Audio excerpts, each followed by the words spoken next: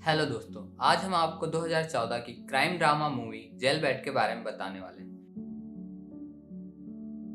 इस मूवी की शुरुआत में हमें एक लड़की दिखाई जाती है जिसका नाम एना होता है। वह अपने रूम में बैठकर सैलो प्ले करते हैं, तभी वहाँ उसके स्टेप फादर आ जाते हैं और वो उसके साथ जबरदस्ती करने लगते हैं। अपने बचाव में एना अपने स्टेप फादर को धक्का दे देती है, जो नीचे गिर जाते हैं और एक नुकीली चीज उनके गले में घुस जाती है, जिससे उनकी मौत हो जाती है। इस पर एना को पुलिस अरेस्ट कर लेती है और कोर्ट में जज के पास पेश की जाती है। वहाँ पे वो अपने साथ हुए घटना को बताती है, पर वहाँ पे उसकी माँ भी होती है, जिनका कहना रहता है कि उनके पति बहुत अच्छे हैं, वो ऐसा काम नहीं कर सकते। वो एना को अपनी बेटी की तरह मानते हैं। इस पर जज एना की माँ की बात मानकर एना को 4 साल के लिए सजा सुना देती है। जेल पहुंचने के बाद एना दूसरे कैदियों के साथ वहाँ के वार्डन फ्रैंक से मिलती है, जो उन्हें वहाँ के नियम कानून बताते हैं और बोलते हैं कि अगर आप ये रूल्स फॉलो नहीं करोगे तो आपकी सजा बढ़ा दी जाएगी और टॉर्चर भी किया जाएगा। इसके बाद सभी कैदियों को उनके उनके रूम में डाला जाता है, जहाँ हम देखते हैं कि एना के रूम में पहले से एक लड़की रहती है जिसका नाम जेनी होता है। एना जेनी से बात करने की कोशिश करती है, पर जेनी उसका जवाब नहीं देती। रात में हम देखते हैं कि जब एना सो जा रहती है तो जेनी उसे देखकर अपने आप को खुश करने लगती है। अगले दिन हम एना को बाहर के ग्राउंड में आते हुए देखते, जहाँ लोग पहले से ही 2 ग्रुप में बटे हुए रहते हैं, black group and white group. वहाँ पर व्हाइट ग्रुप की लीडर कोडी एना के पास आती है और उसे अपने ग्रुप में जोड़ने के लिए बोलती है, पर एना किसी ग्रुप में जुड़ना नहीं चाहती, इसलिए वो वहाँ से चली जाती है। अब हम देखते हैं कि लंच के समय एना के पास कोडी फिर से आती और उसे अपने ग्रुप में जोड़ने के लिए फोर्स करने लगती है, जहाँ पर एना उसे मना करते हुए बोलती है कि वो किसी ग्रुप में जुड़ना नहीं चाहती। इससे कोडी को बहुत गुस्सा आता है और वो अपने साथी के साथ लंच के बाद एना को पीटने लगती है, जिससे एना बहुत ही घायल हो जाती है और वो अपने इलाज के लिए वहाँ के डॉक्टर के पास जाती है। डॉक्टर उसके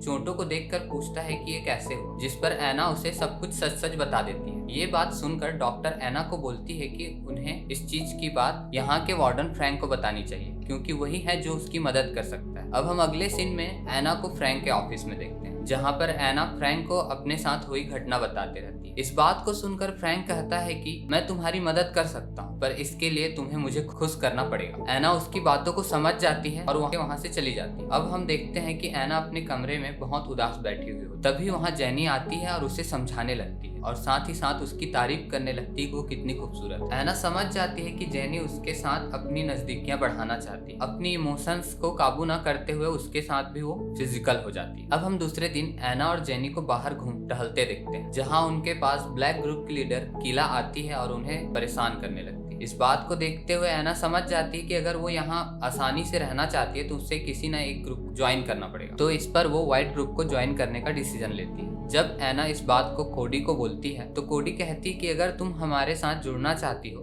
तो तुम्हें अपने आप को साबित करना पड़ेगा, और कोडी उसको साबित करने के लिए ब्लैक ग्रुप की लीडर किला को मारने के लिए बोलती है। यहाँ पर एना व्हाइट ग्रुप में जुड़ने के लिए किला को मारने लगती है और वहाँ पर गार्ड आ जाते हैं और उन्हें अलग करते हैं। जब इस बात का पता फ्रैंक को चलता है तो वो एना को 48 घंटे के लिए डंजन में बगैर कपड़ों के रखवा देता है। अब 24 घंटों के बाद जब एना डंजन से बाहर आती है तो फ्रैंक उससे बोलता है कि अब से तुम्हें मेरी बात माननी पड़ेगी, नहीं तो वो उसे हमेशा के लिए डंजन में ही डाल देगा और उसके पास कोई दूसरा रास्ता भी नहीं है। इस पर एना उसकी बात मानने के लिए राजी हो जाती है और फ्रैंक के साथ फिजिकल हो जाती है। अब जब एना ने कोडी का टास्क पूरा कर लिया था तो वो व्हाइट ग्रुप में जुड़ चुकी थी, जहां उसे कोडी ड्रग्स भी देने लगती है। कोडी ड्रग लेती हुई एना की तरफ आकर्षित होने लगती और उसके साथ फिजिकल हो जाती है। अब हम देखते हैं कि एक दिन एना की मॉम उससे मिलने आती है, जहां पर एना उन्हें बताती है कि जो वो कोर्ट में बोल रही थी वही सच्चाई है, पर एना की मॉम उसकी बातों को विश्वास नहीं करती है और उसी को उसके पति के मौत के लिए जिम्मेदार ठहराती है और वहां से गुस्सा होकर चली जाती है। अगले दिन हम एना को अपने ग्रुप के साथ बाहर बैठे हुए देखते हैं, जहाँ पर उसके पास ब्लैक ग्रुप की लीडर किला आती है और उसके साथ लड़ाई करने लगती है, पर यहाँ एना भी ग्रुप में जुड़ चुकी रहती है, इसलिए उन सब में आपस में लड़ाई होने लगती है। यहाँ पर गार्ड आते हैं और उन्हें अलग अलग करते हैं। गार्ड एना को फ्रैंक के पास लेके जाते हैं, जहाँ पर फ्रैंक उसे बोलता है कि अगर मैं इस बारे में अपने सीनियर ऑफिसरों को बताऊंगा तो तुम्हारी कैद बढ़ा दी जाएगी और तुम यहाँ से कभी वापस नहीं निकल पाओगे। इससे एना बहुत डर जाती है। फिर फ्रैंक एना को ड्रग देता है और उसके नशे में उसके साथ फिजिकल हो जाता है। अब हम देखते हैं कि जब एना अपने रूम से होश आता है तो वो गुस्से में जेनी को स्लैप कर देती है। शाम में रूटीन चेकअप के टाइम गार्ड जेनी के चेहरे पर निशान देखते हैं, इसके लिए वो एना को फिर से फ्रैंक के पास ले आते हैं। यहाँ पर एना फ्रैंक को बोलती है कि वो हर बार उसके साथ जबरदस्ती नहीं कर सकता, जिस पर फ्रैंक उसे बोलता है कि ये प्रिजन माइनर्स के लिए बना हुआ है, अगर वो चाहती है तो वो उसे किसी दूसरे जेल में भी भेज सकता है, वहाँ उसे पता चलेगा कि फोर्स करना क्या होता है। इसके बाद एना कोडी के पास जाती है, जहाँ कोडी उसे ड्रग्स देती है और उसे बताती है कि वो एना को बहुत लाइक करती है और उसकी बहुत केयर करती है। इस पर एना बहुत गुस्सा हो जाती है और वहाँ से चली जाती है। अगले दिन हम जब एना बाहर बैठी हुई रहती है तो वो दूसरे लोगों को ड्रग्स लेते हुए देखती है और जाके उनके साथ ड्रग्स लेने लगती है। ये सब कोडी देखते रहती है। उसके बाद कोडी एना के पास जाकर उसे समझाने की कोशिश करती है, पर एना उसकी बात नहीं मानती और गुस्से में उनका ग्रुप भी छोड़ देती है। इस बात पर ब्लैक ग्रुप की लीडर किला उसे बहुत परेशान करने लगती है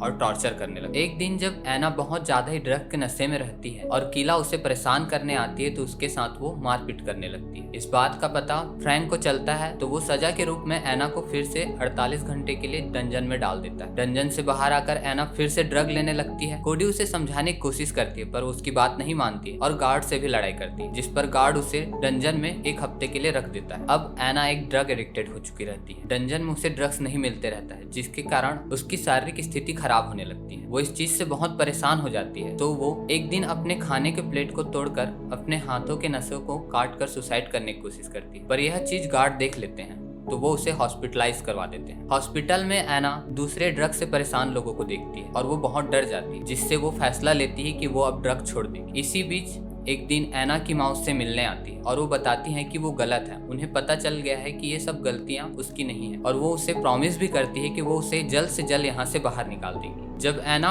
अस्पताल से बाहर आती है गार्ड उसे फ्रैंक के पास ले जाते हैं। वहाँ एना फ्रैंक को बोलती है कि वो उसकी हर बात मानने के लिए तैयार, पर फ्रैंक को उसकी देख रेख करनी पड़ेगी। इस पर फ्रैंक राजी हो जाता है और उसे एक टैलेंट शो में पार्टिसिपेट करने के लिए भी बोलता है और उसे प्ले करने के लिए सैलो भी दी जाती है। इस बात का पता कोडी को चलता है तो वो बहुत गुस्सा हो जाती है और अपने साथियों के साथ एना को बहुत पीटती है। इससे एना जान डालती है कि फ्रैंक उसकी मदद हर जगह नहीं कर सकता, तो वो वहाँ के डॉक्टर को फ्रैंक की सारी सच्चाई बताती है। पर यहाँ पर हम देखते हैं कि फ्रैंक कैमरे की मदद से ये सब पहले ही देख चुका रहता है। इस पर गुस्सा होकर फ्रैंक एक प्रिजनर को भेजकर उस डॉक्टर की हत्या करवा देता है। हम अगले सीन में देखते हैं कि एना टैलेंट शो में पार्टिसिपेट करके बहुत अच्छा सैलो प्ले करते रहती है, जिसके लिए वहाँ के सब कैदी उसकी बहुत तारीफ करते हैं। शो खत्म होने के बाद फ्रैंक उसके पास आता है और एना को बोलता है कि कल तुम आजाद होने वाली हो, इसलिए मैं चाहता हूँ कि पूरी रात तुम मेरे साथ गुजार। इस पर एना राजी हो जाती है और उसके साथ फिजिकल हो जाती है। अब एना अपने कमरे में आकर यह बात जैनी को बोलती है कि वो कल आजाद होने वाली है। फ्रैंक ने उससे वादा किया, पर इस पर जैनी बोलती है कि तुम्हें फ्रैंक पर ज्यादा भरोसा नहीं करना चाहिए। यह बात एना को भी पता रहता है, इसलिए वो इसके बाद कोडी के पास जाती है। दरअसल कोडी के पास एक सेल फोन होता है जो एना ले लेती है और दूसरे दिन जब फ्रैंक उसके साथ फिजिकल होते रहता है तो वो ये सारी चीजें रिकॉर्ड कर लेती है। अब एना आजाद होने वाली रहती है, पर फ्रैंक उसे जाने नहीं देना चाहता, इसलिए वो अपने सीनियर ऑफिसरों को बोलता है कि